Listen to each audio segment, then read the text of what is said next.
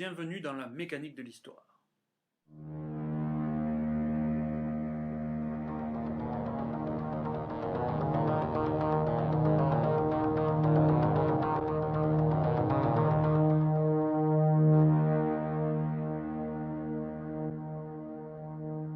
Aujourd'hui, nous allons parler de la crise du monde arabo-musulman qui a commencé avec le printemps arabe. S'agissait-il d'un complot occidental? Faut-il désespérer de la capacité des populations arabo-musulmanes à évoluer vers une société libre et démocratique? C'est de cela que nous allons parler aujourd'hui. Beaucoup de nos contemporains ont des difficultés à percevoir l'évolution du monde au-delà de leur propre existence. Ayant toujours connu l'Europe démocratique et un monde arabo-musulman sous-développé et despotique, l'intuition générale a tendance à percevoir les choses comme immuables et les pays démocratiques destinés à le rester, et les pays non démocratiques destinés, sauf exception, à demeurer despotiques. Il faut donc apprendre à se replacer dans une vraie perspective historique afin de comprendre réellement ce qui est en train de se passer. Pour bien comprendre ce qu'il se passe actuellement, et depuis 2011 dans le monde arabo-musulman, commençons par un retour en arrière dans le temps et un bref voyage dans l'espace pour revenir chez nous, en Europe, en 1848, année des révolutions en cascade en France, en Allemagne, en Autriche, en Hongrie, en Pologne, en Roumanie, en Italie, au cours d'un mouvement que l'on a appelé le printemps des peuples. Il faut bien se replacer dans le contexte social, économique et politique de l'époque. Les pays d'Europe n'ont alors jamais vraiment connu la démocratie, leurs populations sont très homogènes ethniquement et culturellement, l'écrasante majorité de la population est chrétienne, catholique ou protestante, et demeure rurale à 60 ou 70%.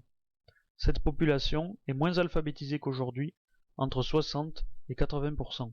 L'Europe du milieu du XIXe siècle, structurellement, était donc extrêmement proche de ce que nous observons aujourd'hui dans le monde arabo-musulman. 60 ans après le début de la Révolution française, c'est de France que part le mouvement, avec le renversement de la monarchie de Louis-Philippe, qui refusait l'extension du droit de vote.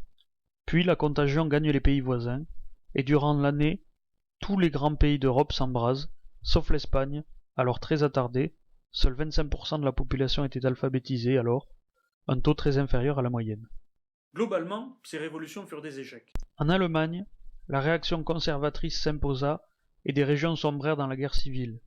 En Autriche, les Hongrois furent réprimés et ne devraient obtenir leur indépendance qu'en 1918.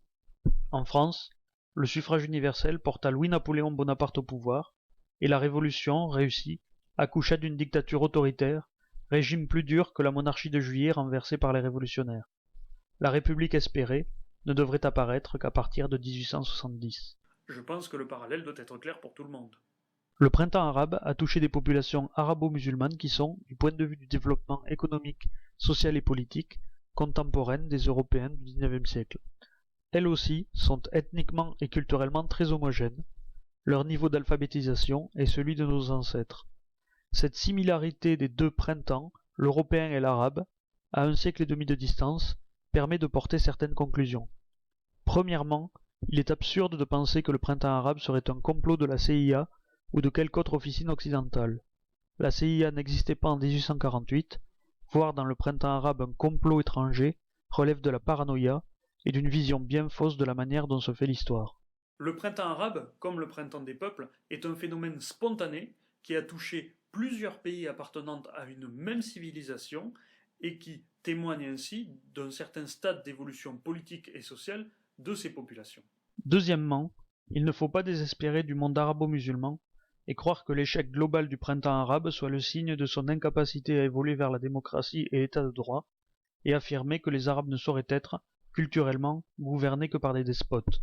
L'échec du printemps des peuples n'a pas signé la fin de l'évolution de l'Europe vers les sociétés modernes, bien au contraire. Je devine que certains diront oui, mais le monde arabo-musulman a un problème que n'avait pas l'Europe, c'est l'islam, et aujourd'hui, des musulmans fanatiques massacrent tout le monde.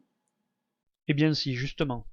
Durant les décennies qui ont suivi, se sont développés les mouvements anarchistes et socialistes qui ont commis des actes terroristes et perpétré des épisodes sanglants. Songeons à la Commune de Paris ou aux méfaits de la bande à Bono. Et plus tard, le développement du bolchevisme et de sa réaction, le fascisme. L'Europe n'est devenue uniformément démocratique et libérale qu'à partir de la fin de la Seconde Guerre mondiale, et pour l'Europe de l'Est, seulement après la fin de la disparition de l'URSS. Ainsi donc, Il ne faut pas voir le printemps arabe comme un complot occidental. Cela, c'est ce que veulent croire un peu partout les ennemis de la démocratie et de l'état de droit vers lequel les populations arabes tendent à aller. D'autre part, il ne faut pas désespérer des populations arabo-musulmanes qui suivent le chemin emprunté jadis par les Européens. Un chemin étroit et semé d'embûches, mais ce n'est pas en regardant les pays arabes avec méfiance, mépris ou panique que nous faciliterons leur évolution naturelle vers des sociétés plus libres. Ce que les pays occidentaux ont de mieux à faire pour faciliter et aider à la transition démocratique des pays du monde arabo-musulman, c'est de se montrer eux-mêmes exemplaires en matière de démocratie et d'état de droit.